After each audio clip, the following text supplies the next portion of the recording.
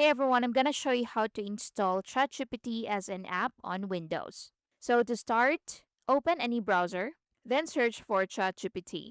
So once you opened ChatGPT, go ahead and sign in.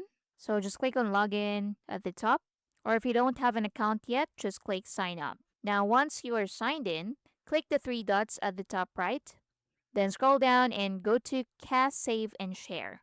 So once you go to Cast, Save, and Share, from the options, select Install Page as App. So click on it. So from here, you can rename the app and click on Install to confirm the action. And that's it. ChatGPT is now installed and you can now use it as an app on your PC.